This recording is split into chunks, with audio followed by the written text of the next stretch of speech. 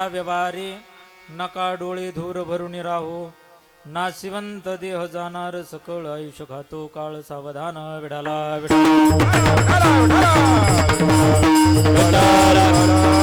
महायोग पीठे तटे भीमरत्यम वरम पुंडरीकाय दातुं मुनींद्रये समागत्य तिष्ठन्तम् आनन्दकन्दं परब्रह्मलिंगं भजे पांडुरंगाकरो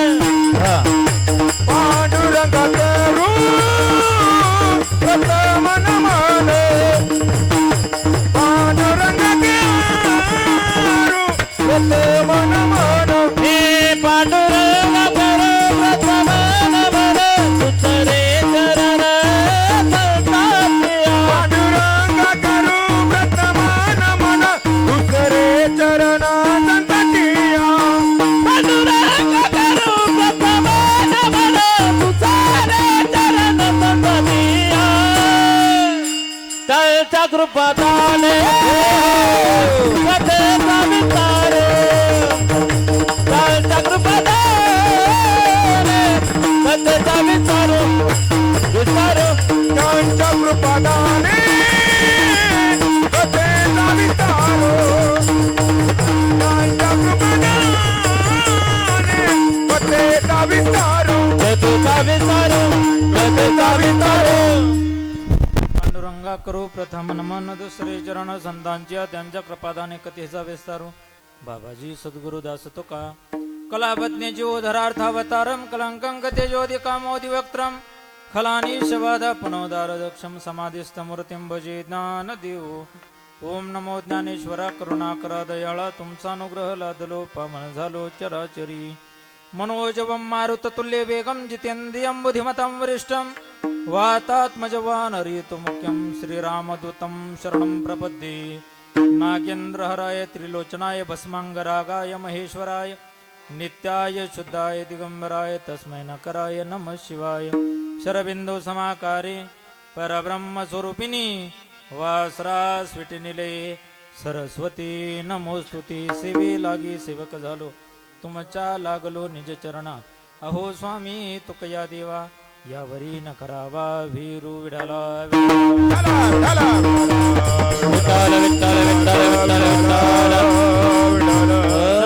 हाची करावा विचार तरावया पार भव सिंधू नाशिवंत देह जाणार सकळ आयुष्य खातो काळ सावधान प्रस्तुत प्राप्त कीर्तन रूपे सेवे करता निवडलेला अभंग विश्वमान्य विश्वभूषण विश्वाधिकार विश्वप्रिय चिन्मय स्वरूप संपन्न असणारे अधिकार स्थितप्रज्ञ साधू जगद्गुरु तुकोबाराय या तुकोबारायांचा भगवान परमात्म्यानं तुम्हा आम्हाला जन्माला घातल्याच्या नंतर प्रत्येक क्षणाचा प्रत्येक सेकंदाचा प्रत्येक मिनिटाचा नवे नवे तर प्रत्येक वेळेचा उपयोग कशासाठी करावा याचं सूत्र व चिंतन करणारा चार कडव्याचा अभंग सेवे करता निवडलेला आहे विडाला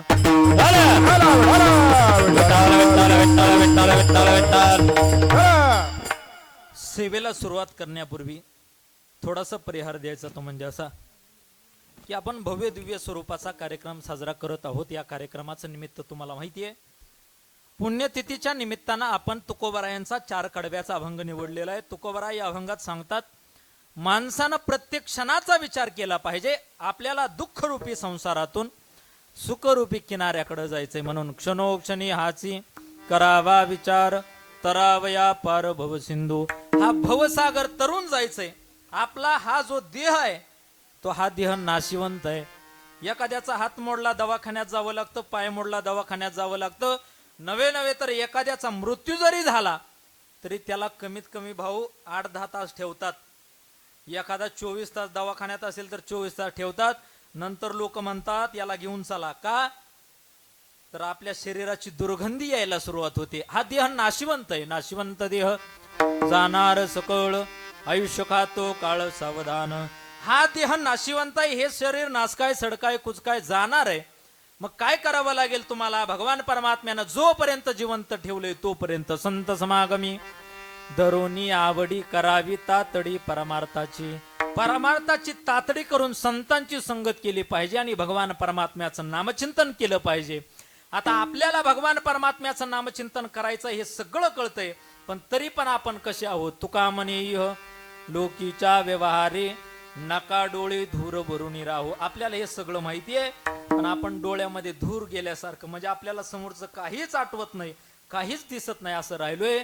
पण तुकोबाराय म्हणतात भगवान परमात्म्याचं नाम एक साधन आहे, परमार्थ एक साधन आहे. हे तुम्ही करा, तुम्हाला मरेपर्यंत सुखाची प्राप्ती करून देईल.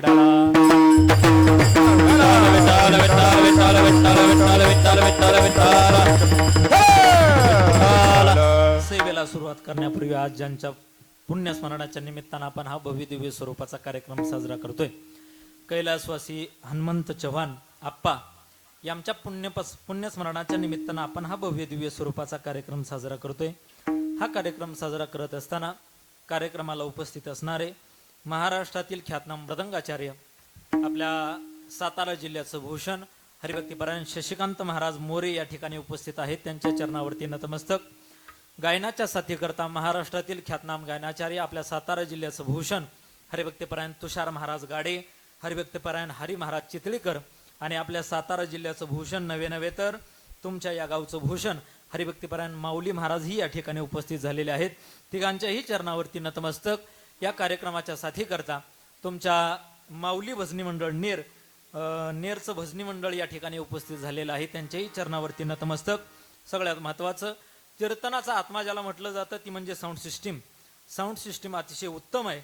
मला वाटतं या भागात सगळ्यात गाजलेली साऊंड सिस्टीम असेल, त्यांच्याही चरणावरती नतमस्तक. सगळ्यात महत्त्वाचं, या कार्यक्रमाचं चित्रीकरण ज्या चॅनलवरती होणार आहे, महाराष्ट्रातील एक नामांकित चॅनल, म्हणजे यूट्यूबलाही चॅनल आहे, इंस्टाग्रामलाही त्यांचं पेज आहे, फेसबुकलाही त्यांचं पेज आहे, असे आमचे CMK चॅनलचे मालक आमचे चैतन्य दादा या ठिकाणी उपस्थित आहेत.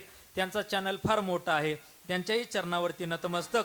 आणि हे सगळे एकत्र आणण्याचं ज्यांनी काम केलं, या कार्यक्रमाचं आयोजन नियोजन ज्यांनी केलं, तुम्ही बॅनरवरती नाव वाचलं असेल, विशेष सहकार्य आमचे भाऊ हिंदूराव भाऊ. प्रत्येक गायनाचार्याला फोन करायचा, टाळकऱ्याला फोन करायचा, मृदंगाचार्याला फोन करायचा, सिस्टीमवाल्याला फोन करायचा, सगळं नियोजन भाऊनी केलं. कारण पुण्यतिथीचं नियोजन म्हणजे भाऊंच्यासाठी खिरीत सराट आहे, बरोबर आहे का नाही? कारण तुम्ही एवढा मोठा नाम सप्ताह तुमच्या गावचा पाहिला असेल, त्या सप्ताहाचं नियोजन, एवढं मोठं नियोजन केलं. आणि पुण्यतिथीचं नियोजन म्हणजे साध्या सोप्या गोष्टी आहेत, पण ते भाऊनी एवढं मोठं नियोजन केलं. भाऊंच्या चरणावरती नतमस्तक आणि सेवेला सुरुवात.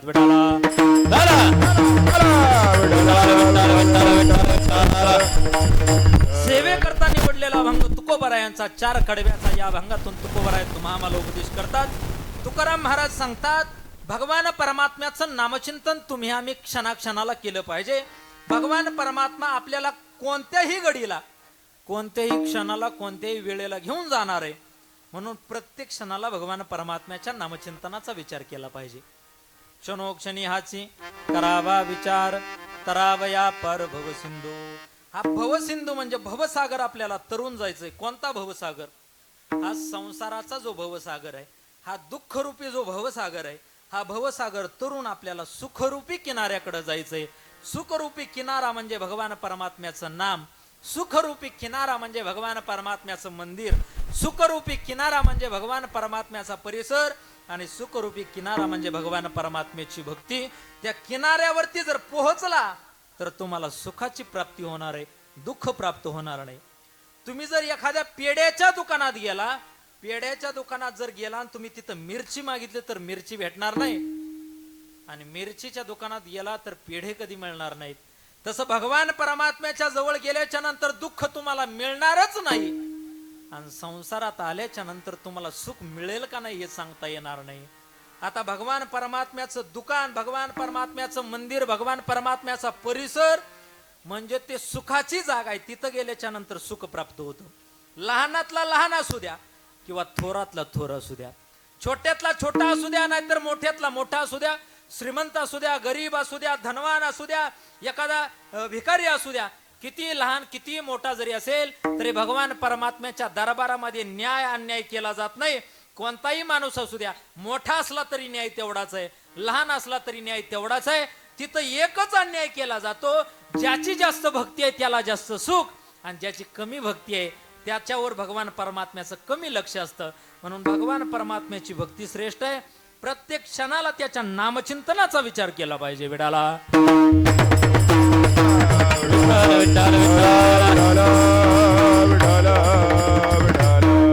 तुकाराम महाराज म्हणतात, प्रत्येक क्षणाला विचार करा, त्याच्या नामचिंतनाचा विचार करा. भगवान परमात्म्याचं नाम श्रेष्ठ आहे. भगवान परमात्म्याचं नाम सोपं आहे. कसं आहे? नाम संकीर्तन साधन पै सोपे, जळतील पापे जन्मांतरीची. किंवा नाम संकीर्तन वैष्णवांची जोडी, पापी अनंत कोडी गेले त्यांची. भगवान परमात्म्याचं नामच सोपं नाही. तर भगवान परमात्म्याच्या सानिध्यात जरी आपण राहिलो, त्याच्या जवळ जरी गेलो तरी आपल्याला सुखाची प्राप्ती होते. त्याचं रूप जरी पाहिलं, भगवान परमात्म्याला पाहिलं तरी त्याचं रूप कसं आहे? सुंदर ते ध्यान उभे विटेवरी, करकटेवरी ठेवून या, तुळसी हार गळा खासे पितांबर, आवडे निरंतर ही चिदान. भगवान पाहता श्रीमुख सुखावले सुख, पाहता श्रीमुख सुखावले सुख, पाहता त्रिमुख सुखावले सुख, पाहता त्रिमुख सुखावले सुख. डोळ्यांची भूक नवसे माझ्या, डोळ्यांची भूक नवसे माझ्या, जीवे गोडतीन जीवे गोडतीन अक्षरांतरा डोळ्याची भूक न लगे माझ्या, डोळ्यात न लगे माझ्या, दिवे गोडतीन अक्षराचा रस, दिवे गोडतीन अक्षराचा रस, अक्षराचा. भगवान परमात्म्याचं रूप एवढं सुंदर आहे. रूप पाहता लोचनी सुख झाले ओ साजनी, तो हा विठ्ठल भरवा. अजून कसं आहे भाऊ भगवान परमात्म्याचं रूप? आवडे हे रूप गोजिरेच गुण, आवडे हे रूप गोजिरेच गुण, आवडे रूपा गोजी रे सगुण, आवडे गोजी रे सगुण. पाहता लोचन सुखावले, पाहता लोचन सुखावले, आता दृष्टी पुढे ऐसा तुरा, आता दृष्टी पुढे ऐसा तुरा. पाहता लोचन सुखावले, पाहता लोचन सुखावले, आता दृष्टी पुढे ऐकाची तुरा, आता दृष्टी पुढे ऐकाची तुरा. आवडे रूप गोजिरे सगुण, पाहता लोचन सुखावले, पाहता लोचन सुखावले. पाहता लोचन सुखावले, पाहता लोचन सुखावले, आता दृष्टी पुढे ऐसाचे तो राहे, आता दृष्टी पुढे ऐसाचे तो राहे. कशासाठी? जो मी तुझ पाहे पांडुरंगा, जो मी तुझ पाहे वेळोवेळा, आता दृष्टी पुढे ऐसाचे तो राहे, आता दृष्टी पुढे. भगवान परमात्मा दिसायला सुंदर आहे. सावळा जरी असला तरी त्या जगाच्या चालकाला मालकाला पाहण्याकरता आळंदीपासून पंढरपूरच्या वारीमध्ये लाखो लोक सहभागी होतात. तुम्ही आम्ही सहभागी होतो. चालतो, चालताना जाणवत नाही. जे रिकामे चालतात त्यांचे पाय दुखतात. पण जे ज्ञानोबा तुकाराम, ज्ञानदेव तुकाराम, ज्ञानदेव तुकाराम, ज्ञानदेव तुकाराम ज्ञानदेव तुकाराम ज्ञानदेव तुकाराम ज्ञानदेव तुकाराम. भजन करत करत जो चालतो त्याचे पाय दुखत नाहीत, हात दुखत नाहीत. कधी आपण एकदा वारीच्या सोबत मुक्कामाच्या ठिकाणी पोहोचतो हे आपल्यालाही समजत नाही. मोकळा चालणाऱ्याला पायाचा त्रास होतो. म्हणून वारीमध्ये प्रत्येकानं चाललं पाहिजे. भगवान परमात्म्याचं रूपही सुंदर आहे, भगवान परमात्म्याचं नावही सुंदर आहे. नाव सोपंही आहे आणि कुणीही घेऊ शकतो, कधीही घेऊ शकतो. भगवान परमात्म्याचं नाव सकाळी 7 ते 9 घेतलं पाहिजे, संध्याकाळी 9 ते 11 घेतलं पाहिजे. असा काही नियम नाही. किंवा काम करताना घेतलंच नाही पाहिजे असा नियम नाही. कामामध्ये काम, काही म्हणा राम राम. कोणतंही काम करत असतो द्या, मुखानं रामकृष्ण हरी रामकृष्ण हरी रामकृष्ण हरी. आपण आपल्याला जर भगवान परमात्म्याचं नामचिंतन घेता येत नसेल, बोलता येत नसेल, भगवान परमात्म्याचं नामचिंतन घेता जर येत नसेल, भगवान परमात्म्याचं नाम जिथं चालू आहे, जिथं पारायण चालू आहे, तिथं जाऊन हातानं टाळी वाजवा. वाहे रंगे टाळी नाचे नवदास जे देई आतास पाया सुख. नाहीतर पंढरीची वारी करा, जवळ हे सकळ सिद्ध आहे. हात चालावया पाये तव तू आपुले सोयीत साये. तीर्थयात्रे जाय चुको नको. पंढरीची वारी करा. कोणत्याही पद्धतीची भगवान परमात्म्याची भक्ती केली तर भगवान परमात्मा तुम्हा आम्हाला भेटतो. भगवान परमात्मा तुमच्या आमच्यावरती कृपा करतो. ज्ञानोबा रायावरती कृपा केली, तुकोबा रायावरती कृपा केली, नामदेव महाराजांवरती कृपा केली. जनाबाईंना जात्यावरती दळण दळू लागण्याकरता भगवान परमात्मा आले. नामदेवरायांच्या भक्तीनं भगवान परमात्म्यानं मंदिराचं तोंड फिरवलं. फिरवी रे देऊळ जगा माझे ख्याती, नामदेवा हाती दूध प्याला. मुखानं नाम घेतलं तर तोंड पवित्र, हातानं टाळी वाजवली तर हात पवित्र, पायानं मंदिरात गेला तर पाय पवित्र. मुखो पवित्रम यदि राम नामम, हस्तो पवित्रम यदि दान पुण्यम, पद्म पवित्रम यदि तीर्थयात्रा. हात पवित्र होतात दान केलं तर, पाय पवित्र होतात तीर्थयात्रा केली तर, आणि तुमचं मुख पवित्र होतं मुखानं हरी हरी म्हटला तर. पवित्र तो देवानी पुण्यवंत, पवित्र तो देवानी पुण्यवंत, पवित्र तो देवानी पुण्यवंत, पवित्र तो देवानी पुण्यवंत. सोबते अच्युत सर्वकाळ, सोबते अच्युत दयाच्या चिंतन धरतील दोष, दयाच्या चिंतन धरतील दोष. सोबते अच्युत सर्वकाळ, हरी बोल. अच्युत सर्वकाळ, दयाच्या चिंतन धरतील दोष, दयाच्या चिंतन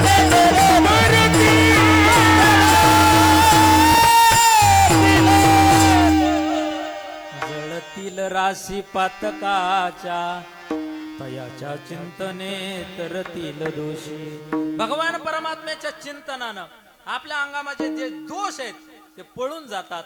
माणूस पवित्र होतो. पवित्राणाम पवित्र यो मंगलानांच मंगलम, देवतम देवतानांच भूतानाम यो व्ययपिता. भगवान परमात्म्याचं नाम सुरेख आहे. भगवान परमात्म्याचं नाम सुंदर आहे, रूपही सुंदर आहे. त्या भगवान परमात्म्याचं नाम प्रत्येक क्षणाला घेतलं पाहिजे. कारण आता असलेला माणूस उद्या असेल का नाही सांगता येणार नाही. आता कीर्तन करणारा, गायन करणारा, पुढे बसलेला मृदंग वाजवणारा थोड्या वेळानं दिसेल का नाही सांगता येणार नाही. आता काळ बदलला, जमाना बदलला, माणसं बऱ्यापैकी पाप करायला लागली, पाप वाढायला लागलं, माणसं निसर्गाच्या विरोधात जायला लागली, माणसं एकमेकाला व्यवस्थित अजिबात बोलत नाहीत. समाज बदलला, निसर्गही बदलला. माणसं बदलल्यामुळं निसर्ग बदलला. आता असलेला माणूस उद्या असेल का नाही सांगता येणार नाही. म्हणून तुकोबारायांनी त्यावेळेस सांगितलं, प्रत्येक क्षणाला विचार करा. एका क्षणाची किंवा एका सेकंदाची किंमत जर तुम्हाला विचारायची असेल तर एखादा ऑलिम्पिक मध्ये गेलेला धावपटू असू द्या, मोठा खेळाडू असू द्या, त्या ऑलिम्पिक मध्ये ज्याचा एका सेकंदानं नंबर हुकलाय ना, त्याला एका सेकंदाची किंमत विचारा. एका महिन्याची किंमत, एखादी माता माऊली गरोदर असेल तर त्या माता माऊलीच्या जवळ जा आणि प्रत्येक महिन्याची किंमत किती असते त्या माता माऊलीला विचारा. ती सांगेल एका महिन्याची किंमत किती असते. एका वर्षाची जर किंमत विचारायची असेल तर एखादा पोरगा दिवस रात्र अभ्यास केला, त्याचं एवढं डोकं चालत नव्हतं पण तरीही अभ्यास केला, लिहिलं, पाठ केलं, सगळं केलं, पण एक वर्षभर अभ्यास करून सुद्धा निकालाच्या दिवशी निकाल पाहिला आणि त्याच्यावरती नापास असा चेहरा होता. त्या पोराला विचारा एका वर्षाची किंमत किती असते. एका मिनिटाची, एका क्षणाची किंवा एका महिन्याची, एका वर्षाची किंमत प्रत्येकाला कळते, पण वेळ आल्याच्या नंतर कळते. पण आपल्यावर जर ती वेळ येऊ वाटत नसेल किंवा ती वेळ येऊ द्यायची जर नसेल ना, तर प्रत्येक क्षणाला मुखानं रामकृष्ण हरी, रामकृष्ण हरी, रामकृष्ण हरी, भगवान परमात्म्याचं नामचिंतन करा. कोणतंही काम करत असू द्या. माता मावल्या भाकरी करत असाल ना, म्हणता ना तुम्ही रामकृष्ण हरी, रामकृष्ण हरी म्हणतात ना? सगळ्या म्हणतात ना? सगळ्या नाहीत म्हणत ना. अहो तुम्ही म्हणता मी आला मुडदा कसा माझ्या नशिबी आला, म्हणता का नाही? अहो मला माहिती आहे, माझंही झालंय 5-6 महिने झालं. बरोबर आहे का नाही भाऊ? मुखानं रामकृष्ण हरी म्हणायचं. जुन्या काळातली पाठीमागच्या 2-3 दिवसापूर्वी एक इंस्टाग्रामला व्हिडिओ आला होता, सगळीकडे व्हायरल झाला भाऊ तो व्हिडिओ. प्रत्येकाच्या व्हॉट्सअपला एक व्हिडिओ होता. एका आजीबाईची मुलाखत घेतली होती आणि त्या आजीबाईला मुलाखतीत विचारलं होतं का हो आजीबाई, जुन्या काळामध्ये सगळ्या माता मला जात्यावरती दळण दळत होत्या आणि जात्यावर दळण दळलेलं पीठ त्याच्या भाकरी करायच्या आणि प्रत्येक जण खायचा, असं होतं का खरंच? तर त्या माता माऊलीनं सांगितलं की तसं तेवढंच नव्हतं. जात्यावरती दळणच दळत नव्हते. जात्यावरती दळण दळत असताना भगवान परमात्म्याच्या ओव्या, भगवान परमात्म्याची गीतं गायली तरच त्या भाकरी खात होते, अन्यथा खात नव्हते. कारण ते दळत असताना ते संस्कार जे पिठामध्ये उतरायचे आणि पिठामध्ये उतरलेले संस्कार ते भाकरीच्या रूपात आपल्या पोटात जायचे आणि त्यावेळेस सुसंस्कृत पिढी जन्माला यायची. आता गिरणीवरती गिरणीवरती धान्य दळलं जाते. गिरणीवाल्या दादा काय बघता वळून, पुसेगावला जायचंय मला, द्या की दळून. वांग वांग वांग वांग वांग वांग वांग वांग. काळ बदलला, माणसं बदलले, संस्कृती बदलली, परंपरा बदलली. जुना काळ चांगला होता. जुन्या काळामध्ये रोज सकाळी उठल्या उठल्या आपल्या दारात वासुदेव यायचे. आता रोज सकाळी उठल्या उठल्या दारामध्ये कोण येतं? भंगारवाले बाटली घेणार, केसावर फुगे देणार. बरोबर आहे का नाही? काळ बदलला, जमाना बदलला, संस्कृती बदलली, परंपरा बदलली. जुन्या काळामध्ये माणसं सुसंस्कृत होते, आपल्या लेकरावरती संस्कार केले जायचे. पण मी नेहमी सांगतो, आपण या समाजामध्ये जगत असताना धन कमी कमवलं तरी चालेल, पैसा कमी कमवला तरी चालेल, आपल्या लेकरांना एखादा वर्ग कमी शिकवला तरी चालेल, पण आपल्या लेकरावरती संस्कार करा. आपल्या लेकरावरती जर आपण संस्कार केले ना, तर आपलं लेकरू आपल्याला मरेपर्यंत वृद्धाश्रमामध्ये टाकणार नाही, एवढी 100% गॅरंटी आहे. आपल्या पोरावरती आपण संस्कार केले पाहिजेत. आपल्या पोराला शिकवलं पाहिजे, घडवलं पाहिजे. आपल्या पोराला भगवान परमात्म्याच्या दर्शनाकरता पंढरपूरला नेलं पाहिजे, आळंदीला कधीतरी माऊलींच्या दर्शनाला नेलं पाहिजे, कधीतरी देहूला तुकोबारायांच्या दर्शनाला नेलं पाहिजे. तर आपली लेकरं सुसंस्कृत जन्माला येतील. लेकरं आपल्या पोटी सुसंस्कृत जन्माला यावी वाटत असतील तर त्यांच्या आई वडिलांनी पहिल्यांदा सुसंस्कृत राहायला शिकलं पाहिजे. आपल्यावरती संस्कार अगोदर लावून घेतले पाहिजेत. आळंदीला राहणारं 7वीला शाळेत जाणार पोरगा, मी रोज कीर्तनात सांगतोय, 7वीला शाळेत जाणाऱ्या पोराची ज्ञानेश्वरी पाठ आहे. काय पोराची ज्ञानेश्वरी पाठ आहे. त्याच्या आईला जाऊन विचारलं का हो, अहो आम्ही एवढी ज्ञानेश्वरी वाचतो, आम्ही ओव्या पाठ करतो, एक ओवी पाठ केली, दुसरी पाठ करायला गेलं तर पहिली विसरते, तिसरी पाठ करायला गेली तर दुसरी विसरते. तुमचं 7वीला शाळेत जाणार पोरगा आहे, पण पोराची ज्ञानेश्वरी पाठ आहे, याला कारण काय? त्या माता माऊलीनं गोड उत्तर दिलं, सांगितलं महाराज, माझ्या पोराची ज्ञानेश्वरी पाठ आहे, याला कारण एकच आहे, हे लेकरू ज्या वेळेस माझ्या गर्भामध्ये होतं ना, त्यावेळेस मी 108 वेळा ज्ञानेश्वरीचं पारायण केलंय. किती वेळा? 108 वेळा. आपण कधी एक ओवी वाचत नाही. ओम नमो जे आद्या वेदपती पाद्या जे जे स्वसवेद्या आत्मरूपा देवा तुची गणेशो सकलार्थमती प्रकाशो मने निवृत्तीदासो अवधारी जोजी. हे वाचण्याकरता सुद्धा अभ्यास असावा लागतो. भाऊ आमचे गुरुवारी असे म्हणायचे, ज्ञानेश्वरी वाचायला गेलं ना, कितीही मराठी वाचणारा माणूस असू द्या, पहिल्यांदा जर हातामध्ये ज्ञानेश्वरी घेतली, पहिल्यांदा जर भक्ती मार्गाला लागला, पहिल्यांदा जर अध्याय वाचायला लागला ना, त्याला सहजासहजी ओव्या वाचता येत नाहीत. तो ओव्या वाचताना अडखळतो. याचं कारण एक आहे, त्याला पाप आडवं येतं. आणि ज्या वेळेस न अडकता तो ओव्या वाचायला सुरुवात करतो, त्यावेळेस त्याच्या अंतकरणातल्या पाप नष्ट झालेलं असतं. त्यावेळेस तो व्यवस्थित ज्ञानेश्वरी वाचतो. जोपर्यंत आपलं पाप नष्ट होत नाही तोपर्यंत आपल्याला ज्ञानेश्वरी ही वाचता येत नाही. म्हणून प्रत्येकानं रोज उठल्या उठल्या कमीत कमी ज्ञानेश्वरीचा 5-10 ओव्या तरी वाचल्या पाहिजेत. 5-10 ओव्या तरी वाचल्या पाहिजेत. भगवान परमात्मा तेव्हाच भेटतो. तुकोबारायचा गाथा वाचा, तेव्हा भगवान परमात्मा भेटेल. गळ्यामध्ये तुळशीची माळ घाला, तेव्हा भगवान परमात्मा भेटेल. अरे आपण आता इथं बसलोय, आपण उद्या नाही, आपण हे जग सोडून जाणार आहे म्हणून जर जगायला सुरुवात केली ना, तर तुम्हाला सुखाची प्राप्ती होईल विडाला.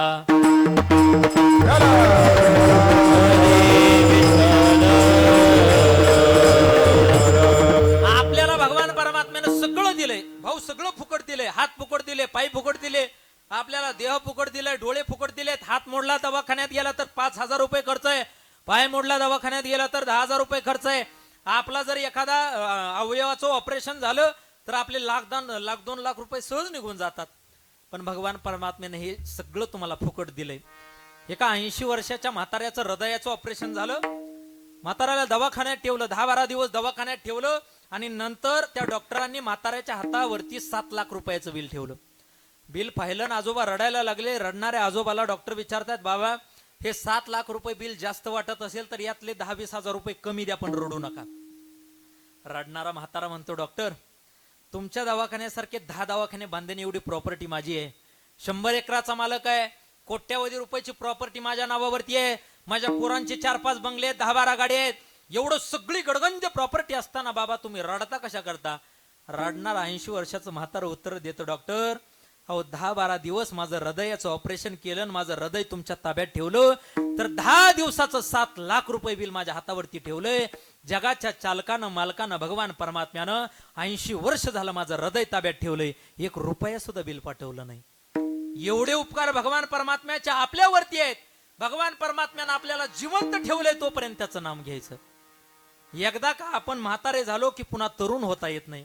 गेलेली माहेरला गेलेली बायको पुन्हा आणता येते, एकदा सोडलेली नोकरी पुन्हा मिळवता येते, एकदा का आपण मित्र सोडला की त्याला पुन्हा मित्र बनवता येतं, एकदा जमीन विकली, गाडी विकली, बंगला विकला की पुन्हा घेता येतो. पण एकदा का शरीर म्हातारं झालं ना की त्याला पुन्हा तरुण करता येत नाही. एखादा म्हणला माझं 80 वर्षाचं वय आहे भाऊ आणि डॉक्टरकडे गेला, डॉक्टर 5 एकर जमीन नावावर करतो पण माझं वय 50 वर्षाचं झालं पाहिजे, येईल का करता? एखादा डॉक्टरच म्हणला माझं 60 वर्षाचं वय आहे, मी किती पैसे घालवतो, सगळे इंजेक्शन माझ्याकडे आहेत, सगळे ज्या पाहिजे त्या गोष्टी माझ्याकडे आहेत, कुठेही जाऊ शकतो, कुठूनही औषध आणू शकतो, फक्त माझं 40 वर्षाचं वय झालं पाहिजे, होईल का हो? पुनर्वित्तम पुनर्मित्रम पुनर्भार्या पुनर्मही एतत् सर्व पुनर्लभ्यम न शरीरम पुनः पुनः. नरदेह दुर्लभ जाना, नरदेह दुर्लभ जाना, शतवर्षाची गणना, तयामध्ये दुःख यातना, तुम्ही आठवा मधुसूदना, मधुसूदना. म्हणून काय करा, तुम्ही वासुदेव वासुदेव वासुदेव वासुदेव वासुदेव वासुदेव म्हणा, वासुदेव वासुदेव म्हणा, तुम्ही वासुदेव वासुदेव म्हणा, वासुदेव वासुदेव, तुम्ही वासुदेव वासुदेव म्हणा, तुम्ही वासुदेव वासुदेव म्हणा, तुम्ही वासुदेव वासुदेव म्हणा, तुम्ही वासुदेव वासुदेव, तुम्ही वासुदेव वासुदेव म्हणा, नरदेह दुर्लभ जाना, तुम्ही वासुदेव वासुदेव म्हणा, शतवर्षाची गणना, तुम्ही वासुदेव वासुदेव, शतवर्षाची गणना, तुम्ही वासुदेव वासुदेव म्हणा, त्यामध्ये दुःख यातना, त्यामध्ये दुःख यातना, यामध्ये दुःख यातना, तुम्ही वासुदेव वासुदेव म्हणा, तुम्ही आत्मा मधुसूदना,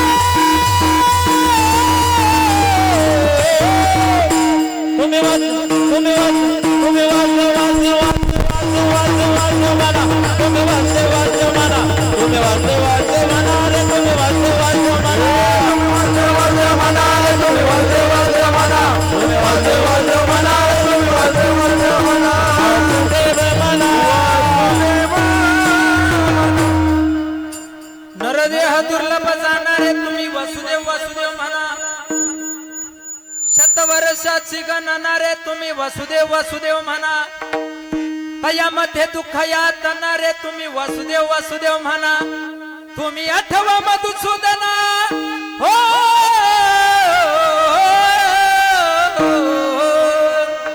तुम्ही वसुदेव वसुदेव म्हणा रे तुम्ही वसुदेव वसुदेव म्हणा, वसुदेव वसुदेव म्हणा रे तुम्ही वसुदेव वसुदेव म्हणा. जोपर्यंत भगवान परमात्म्यानं जिवंत ठेवले तोपर्यंत भगवान परमात्म्याचं नाम घ्या. पैठणच्या वाळवंटामध्ये कीर्तन चालू होतं संत भानुदास महाराजांचं. आपल्याकडं सगळं आहे महाराज, हात आहेत, पाय आहेत, तोंड आहे, धन दौलत, पैसा, संपत्ती, प्रॉपर्टी. मला तर असं वाटतंय भाऊ, समाजामध्ये आज एकही व्यक्ती असा नसेल की त्याची संध्याकाळच्या जेवणाची पंचायत आहे. प्रत्येकाकडे जुना काळ होता, जुन्या काळामध्ये लोकांकडे पैसे नव्हते, लोक मनानं श्रीमंत होते, पण संध्याकाळी काय खावं याची काळजी पडायची. पण आता एकही माणूस असा नसेल की संध्याकाळी काय खावं त्याला पंचायत पडत असेल. आपल्याकडे सगळ्या गोष्टी आहेत, आपल्याकडे धन आहे, दौलत आहे, पैसा आहे, संपत्ती आहे, शरीर आहे, सगळं आहे. माणसानं सगळं कमवावं, पण आपलं शरीर सदृढ ठेवावं. एकदा का शरीर म्हातारं झालं की त्याला तरुण करता येत नाही. पैठणच्या वाळवंटामध्ये भानुदास महाराजांचं कीर्तन चालू होतं. त्याच कीर्तनामध्ये एका व्यक्तीला वाटलं आपण कीर्तनामध्ये सहभागी व्हावं. 22-23 वर्षाचा तरुण आहे. त्या तरुणाचं नाव आहे भाऊ संत कुर्मदास. संत कुर्मदासांनी आईला सांगितलं, आई मला पैठणच्या वळवंटात नेऊन सोड, कमरेवरती घे आणि वळवंटात सोड. अरे 22-23 वर्षाचा तरुण आहे, त्याला कमरेवरती घ्यायचं कसं? पण तो तरुण असा होता, त्याला कोपरापासून दोन्ही हात नव्हते, गुडघ्यापासून दोन्ही पाय नव्हते. हात नसलेला, पाय नसलेला तरुण आईला म्हणतो, आई मला पैठणच्या वळवंटात नेऊन सोड, तिथं भानुदास महाराजांचं कीर्तन चालू आहे, माझ्या कानावरती आवाज येतोय. खरं सांगू, आपलं लेकरू लहान असू द्या नाही तर मोठं असू द्या, आपल्या लेकराला कोणता एखादा अवयव नसू द्या नाही तर काही फाटक्या कपड्यातलं लेकरू असू द्या, मरेपर्यंत ठामपणे लेकरावरती प्रेम करणारा जगातलं एकमेव नातं म्हणजे आपली आई आहे. स्वतः करता कधी जगत नाही, पण आपल्या लेकरांकरता जगते, तिचं नाव आई आहे. स्वतः ओल्या जागेवरती झोपते, लेकराला कोरड्या जागेवरती झोपवते. स्वतः उपवासी पोटी झोपते, पण लेकराला ताजी भाकरी खाऊ घालते. अहो, स्वतः करता जगत नाही, पण लेकरा करता जगते, तिचं नाव आई आहे. एका माता माऊलीला डिलिव्हरी करण्याकरता दवाखान्यात नेलं. अर्ध्या तासानं डॉक्टर बाहेर आले आणि तिच्या पतीला सांगितलं, एक तर जन्माला येणारं लेकरू जगेल, नाहीतर तुमची बायको जगेल. कोण जगलं पाहिजे, कोण मेलं पाहिजे? त्यावेळेस तिच्या नवऱ्यानं सांगितलं, डॉक्टर साहेब जन्माला येणारं लेकरू मेलं तरी चालेल, पण माझी बायको जगली पाहिजे. सासऱ्याला विचारलं, सासूला विचारलं, दोघांनी सांगितलं जन्माला येणारं लेकरू गेलं तरी चालेल, पण आमची सुनबाई जगली पाहिजे. त्या माता माऊलीच्या जवळ डॉक्टर गेले आणि सांगितलं, हे माय, एक तर तू जगणार आहे, नाहीतर लेकरू जगणार आहे. कोण जगलं पाहिजे, कोण मेलं पाहिजे? मायनं मान खाली घातली, डसाडसा रडायला लागली. रडणारी माय म्हणते, डॉक्टर हाडाची काढ केली, रक्ताचं पाणी केलं, रात्रीचा दिवस केला. सकाळचं अन्न संध्याकाळी गरम करून खाल्लं, रात्रीचं उरलेलं अन्न सकाळी खाल्लं. 3 रंगाचं लुगडं अंगावरती नेसले डॉक्टर, माझ्या पोटाकरता कधी खाल्लं नाही. अहो, दुसऱ्याच्या रानामध्ये काबाड कष्ट करण्याकरता गेले डॉक्टर. या लेकराला पोटामध्ये गर्भामध्ये एवढं सांभाळलं, एवढी माया केली डॉक्टर. माझ्या जीवाचं काहीही झालं तरी चालेल, पण जन्माला येणारं लेकरू जगलं पाहिजे. असं मरेपर्यंत ठामपणे लेकरावरती प्रेम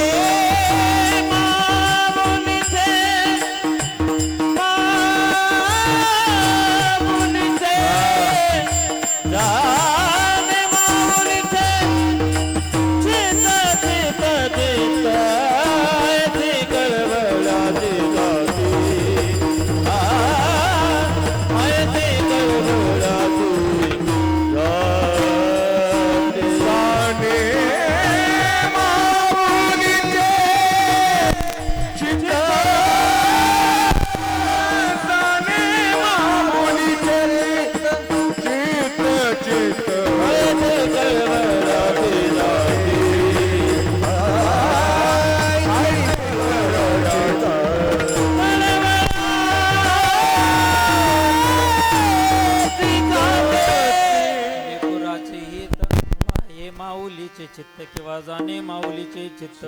आपली आई आपल्या लेकरावरती एवढं प्रेम करते. 22-23 वर्षाचा तरुण आहे, कुर्मदास त्यांचं नाव आहे.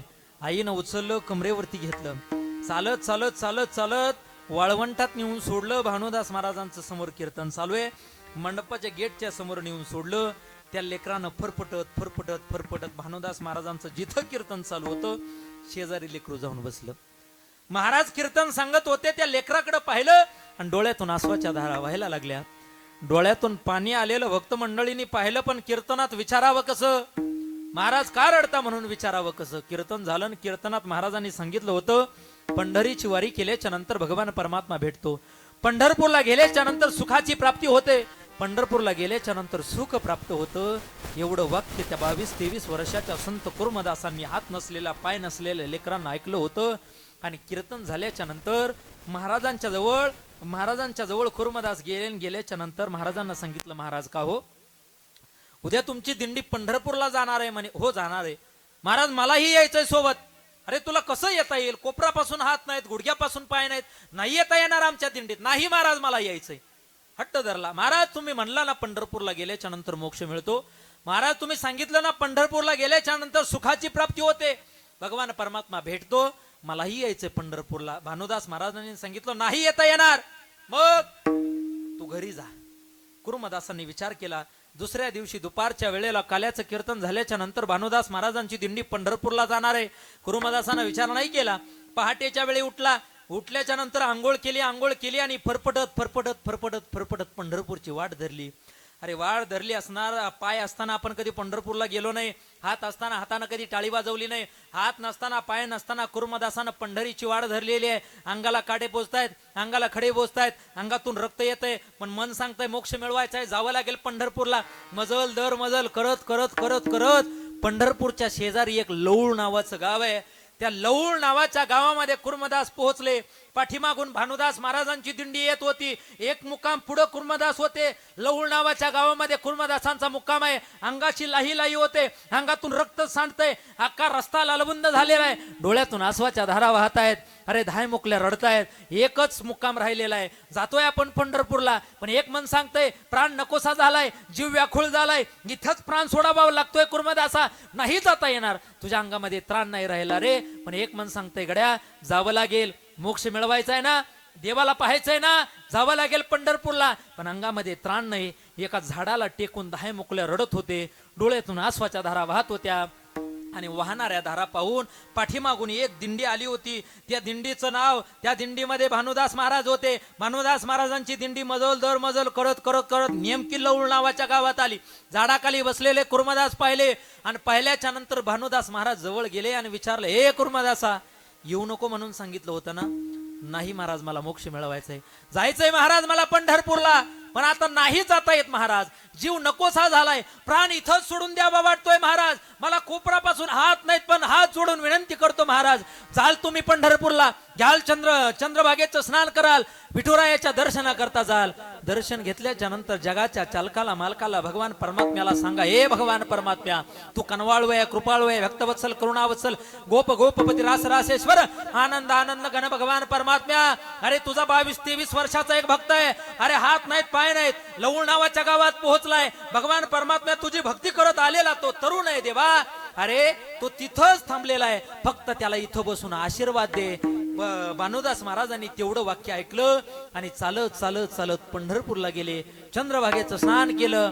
चंद्रभागेचं स्नान करून विठुरायाचं दर्शन घेतलं. 2 पावलं पाठीमागं सरले आणि देवाच्या मुखाकडे पाहिलं आणि देवाला सांगितलं, हे देवा तू कनवाळवय आहे कृपाळू आहे भक्तवत्सल आहे, पण देवा तुझा एक भक्त असा आहे 22-23 वर्षाचं वय आहे, त्याला दोन्ही कोपरापासून हात नाहीत रे, गुडघ्यापासून दोन्ही पाय नाहीत, फरफडत तो लौळ नावाच्या गावात पोहोचलाय, अंगातून रक्त वाहत आहे, अंगाला खडे बोचलेत काटे बोचलेत आणि तुझ्या दर्शनाची इच्छा व्यक्त करत होता, पण त्याला इथं नाही येता आलं, फक्त त्याला आशीर्वाद दे भगवान परमात्म्या. जगाच्या चालकानं मालकानं विचार नाही केला, विटेवरून खाली उडी मारली आणि लौळ नावाच्या गावामध्ये त्या कुर्मदासांना दर्शन देण्याकरता गेले. जगाचा चालक मालक जर भगवान परमात्मा आपली भक्ती पाहून जर विटेवरून खाली उडी मारून आपल्यापर्यंत जर पोहोचत असेल तर आपली भक्ती किती श्रेष्ठ असावी आणि त्या भक्ताची किंवा कुर्मदासांची भक्ती किती श्रेष्ठ असावी, म्हणून आपली ही भक्ती श्रेष्ठ असली पाहिजे. जसं कुर्मदासाने क्षणाचा विचार केला नाही, सुविधेचा विचार केला नाही, आपल्याला हात नाहीत याचाही विचार केला नाही, आपल्याला पाय आहेत याचाही विचार केला नाही, फक्त भगवान परमात्म्याला भेटायचं ही इच्छा व्यक्त केली आणि लौळ नावाच्या गावात येऊन भगवान परमात्मा भेटण्याकरता आले. तसा भगवान परमात्मा आपल्यालाही भेटण्याकरता येईल, फक्त अंतःकरणातून भक्ती करून प्रत्येक क्षणाला त्याचं नामचिंतन केलं तर अभंगाच्या पहिल्या करावा विचार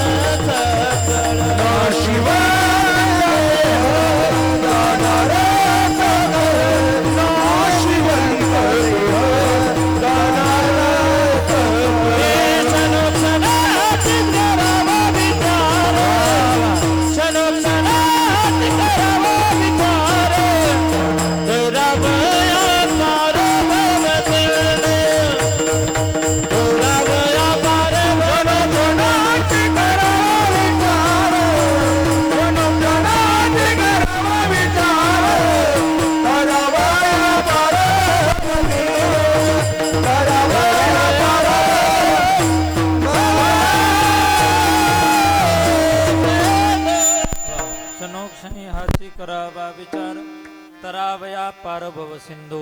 हा संसार रूपी दुःखाचा भवसागर आहे. तो तरुण सुखरूपी किनाऱ्याकडे तुम्हा आम्हाला पोहोचायचंय. पुढं तुकोबाराय सांगतात, आपल्याला भगवान परमात्म्यानं हा जो देह दिलेला आहे तो कसा आहे देह? हा देह नाशिवंत, मलमूत्राचा बाधा, वरी चर्म झाकले रे, कृमी कीटकांचा बाधा. हा देह नाशिवंत, हे शरीर नासकाय सडकाय कुजकाय कधीतरी जाणार आहे.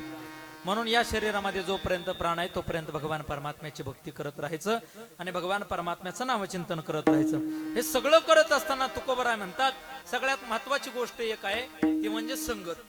संगत कोणाची असावी? चांगल्याची संगत केली तर माणसाचं चांगलं होतं, वाईटाची संगत केली तर माणसाचं वाईट होतं. एवढा मोठा हिरा आहे, हिरा जर कुणी पाहिला असेल किंवा कुणी फोटो मध्ये पाहिला असेल, हिरा एवढा कठीण असतो. तो आयरनीवरती जर ठेवला आणि घनानं त्याच्यावरती घाव घालायला गेलं तर एक तर हिरा घनामध्ये घुसतो, नाहीतर आयरनीमध्ये घुसतो. फुटत नाही, तुटत नाही, क्रॅक जात नाही, तडा जात नाही, काही होत नाही. तो घनामध्ये घुसतो नाहीतर आयरनीमध्ये घुसतो. एवढा कठीण असणारा हिरा येत कदाचित ढेकणाच्या संगतीत आला ना तर तो भंगतो. ढेकणाच्या संगे हिरा जो भंगला, कुसंगे नाडीला साधू जैसा. अहो, वागायचं असेल तर ढेकणासारखं नाही, संगत करायची असेल तर ढेकणाची नाही करायची. कशाची करायची? संगत जर करायची असेल तर हिऱ्याची करायची, नाहीतर सोन्याची करायची, नाहीतर करायची असेल तर परिसाची संगत करायची. आपल्या संगतीत एखादा आला किंवा आपण परिसाच्या संगतीत गेलो तर आपलं सोनं झालं पाहिजे. परिस नावाचा असा एक दगड आहे, तो लोखंडाला लावला ना की त्याचं सोनं होतं. आमच्या तुषार महाराजांच्या घरी आहे मला वाटते, आहे ना? होय भाऊ. परिस असा नावाचा असा एक दगड आहे, तो लोखंडाला लावला की त्याचं सोनं होतं. मी नाही सांगत, लोहाचे कणक होय हे सामर्थ्य परिसीचा आहे, की मृत ही जीवितला आहे अमृत सिद्धी. लोखंडाचं सोनं होतं परिसाच्या संगतीत आला तर, आणि साधूच्या संतांच्या संगतीत आला तर माणसाच्या जीवनाचं सोनं होतं. एखाद्या व्यसन करणाऱ्या माणसाच्या संगतीत गेला, एखादा तंबाखू खाणाऱ्याच्या संगतीत गेला तर तो म्हणतो काय नाही होत, एक इडा घेऊन पहा. बरोबर आहे की नाही? एखादा दारू पिणाऱ्याच्या संगतीत जर गेला तर म्हणतो एक घोडगे काय होत नाही. एखाद्या गायनाचार्याच्या संगतीत गेला तर एक चाल म्हण काय होत नाही, तो म्हणायला शिकतो. एखाद्या कीर्तनकाराच्या संगतीत गेला ना, कीर्तन करायला शिक, मी सांगतो तसं कर, येतं त्याला करता. मृदंग वाजवायला गेला ना, धागिनाता वाजव, येतो त्याला वाजवता. संगत महत्वाची. चांगल्या लोकांची संगत केली तर चांगलं होतं, वाईट लोकांची संगत केली तर वाईट होतं. भजनी मंडळाच्या संगतीत गेलं तर कमीत कमी ते टाळ वाजवाय तरी तुम्हाला शिकवतील. पण आपण कट्ट्यावरती बसून भजनी मंडळाची माप काढतो, त्याला चालच येत नाही, तो असाच आरडतो, त्याला तसं म्हणताच येत नाही. अरे त्याला तेवढं तरी म्हणता येतंय, आपल्याला तेवढंही म्हणता येत नाही. एकमेकाचे माप काढण्यापेक्षा, एकमेकाला नावं ठेवण्यापेक्षा आपल्याला काय येतं हे पाहावं. या समाजामध्ये एकमेकाला नावं ठेवणारी लोक अनेक आहेत, एकमेकाला चांगलं म्हणणारी लोक कमी आहेत. एक गोष्ट लक्षात ठेवा, दुसऱ्याला चांगलं म्हणायला शिका, त्या दिवशी आपणही मोठे होऊ, आपणही चांगले होऊ, आपणही समाजाकरता चांगलं होऊ. दुसऱ्याला चांगलं म्हणायला जो शिकतो तो जगाच्या पाठीवरती कुठेही राज्य करू शकतो. एखादा दुसऱ्याला वाईट म्हणत असेल तो तिथंच राहतो. आपण दुसऱ्याला चांगलं म्हणायला शिका. म्हणून तुकोबाराई म्हणतात, आपण चांगल्याची संगत करा. संतांची संगती मनोमार्ग गती, संतांचे संगती मनोमार्ग गाती. संतांचे संगती मनोमार्ग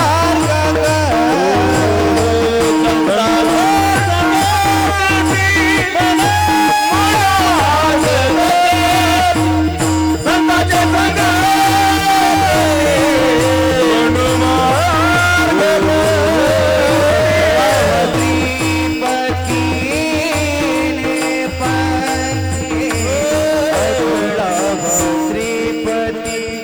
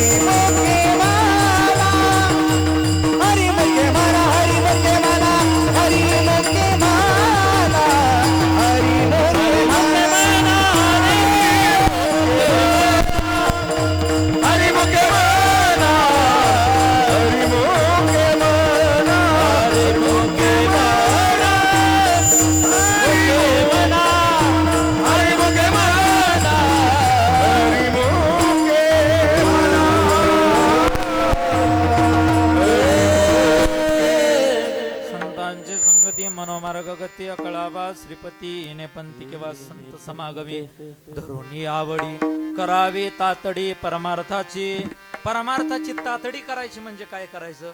जेवढ्या तातडीनं एखाद्याला चक्कर आल्याच्या नंतर आपण दवाखान्यात नेतो तेवढ्या तातडीनं आपल्याला समजल्यापासून परमार्थ करायला सुरुवात करायची. भगवान परमात्म्याचं नाम घ्यायला सुरुवात करायची. महाराज कोणत्या देवाचं घ्यायचं? कोणत्याही देवाचं घ्या. अनंत रूपे अनंत वेशे देखिले म्या त्यासी बाप रकुमा देवी वरु खुन बांधली कैसी किंवा अवताराच्या राशी तो हा उभा विटेवरी शंख चक्र गदा पद्म सहित करी. भगवान परमात्म्याचे रूप अनेक, त्याचा आत्मा एक असणाऱ्या भगवान परमात्म्याचं नामचिंतन अंतकरणापासून करा. तो भगवान परमात्मा तुम्हा आम्हाला काही ना काही फळ देईल. म्हणून सगळ्यांनी एकदा मोठ्या प्रेमानं हातानं टाळी आणि मुखानं भगवान परमात्म्याचं नामचिंतन